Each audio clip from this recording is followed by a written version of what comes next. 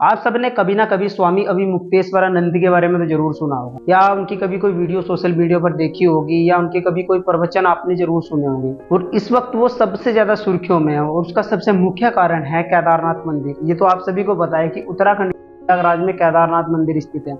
लेकिन क्या आपको पता है कि अब केदारनाथ मंदिर का निर्माण दिल्ली में भी किया जा रहा है, और इसी वजह से कुछ लोग सरकार का समर्थन कर रहे हैं, लेकिन कुछ महात्मा और कुछ संत लोग इसके खिलाफ बोल रहे हैं। और उनमें सबसे प्रमुख चेहरा है स्वामी अभिमुक्तेश्वरानंद का।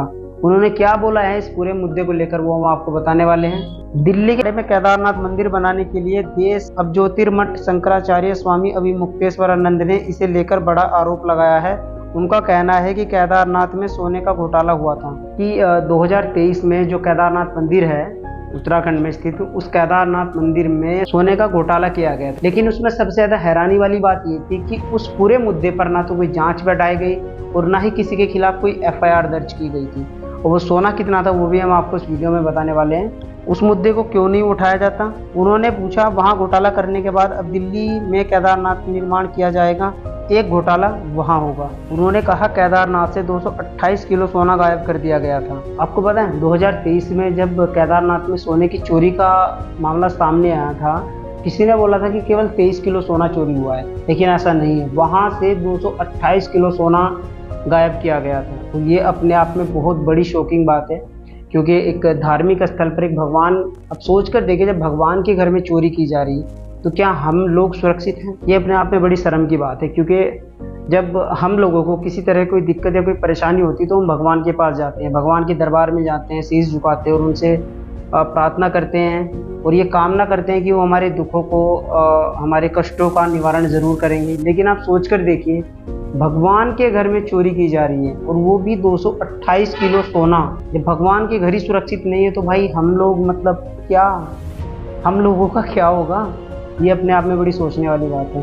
और इसमें सबसे ज़्यादा शर्म की बात तो ये है कि इतना कुछ हुआ, लेकिन उस पर ना तो कोई जांच बैठाई गई, ना ही किसी के खिलाफ कोई एफआईआर हुई। और इसमें सबसे ज़्यादा हैरानी वाली बात ये, आप ये सोच कर देखिए, हर एक मंदिर में सीसीटीवी कैमरे लगे होते हैं, उनका सीधा कंट्रोल जो बड़े बड़े अध्यक्ष होते हैं, बड़े बड़े लोग होते हैं, उनसे सीधा उनका कांटेक्ट किया रहता है, या उनसे उनका सीधा कांटेक्ट हुआ रहता है। उनके ऑफिस में, उनके दफ्तर में उनका सीधा प्रसारण चलता है। लेकिन जब वहां पर चोरी हुई तो क्या किसी भी कैमरे में वो चोरी रिकॉर्ड नहीं हुई? ये सोचने वाली बात है। इतने कैमरे होने के बावजूद भी, इतनी सिक्योरिटी होने के बावजूद भी भगवान के घर से 228 किलो सोना चोरी कर लिया गया। आज तक उस पर कोई जांच नहीं बैठाई गई। इसके लिए कौन जिम्मेदार है? अब ये कहा जा रहा है कि दिल्ली में केदारनाथ बनाएंगे, ऐसा नहीं हो सकता।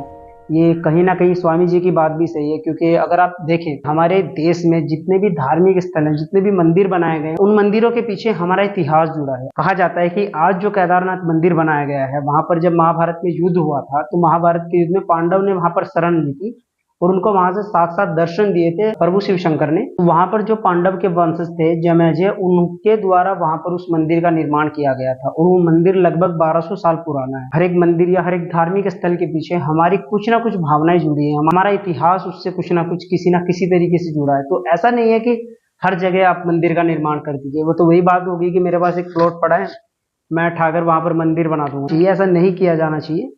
तो स्वामी जी की बातें कहीं ना कहीं मुझे बहुत ज़्यादा सही लगी, और मैं इस बात में स्वामी जी का समर्थन जरूर करूंगा। दूसरा, उन्होंने एक बात और बोली थी, जब मीडिया ने उनसे पूछा था, जब मीडिया ने उनसे पूछा, पीएम मोदी को लेकर सवाल किए, तो उन्होंने कहा, मेरे पास आए, प्रणाम किया, हमारा जो नियम है हमने उन्हें आशीर्वाद दिया। नरेंद्र मोदी हमारे दुश्मन नहीं है, हम उनके हितैषी हैं, हमेशा उनका हित चाहते हैं, लेकिन उनसे कोई गलती होती है तो उसको लेकर बोलते हैं। ये स्वामी जी की बात बिल्कुल सही है। देखो, देश में ऐसा कोई नागरिक नहीं है। तो फिलहाल की वीडियो में बस इतना ही। बाकी फिर मुलाकात होगी आपसे अगले किसी नेक्स्ट वीडियो में। तब तक के लिए जय हिंद।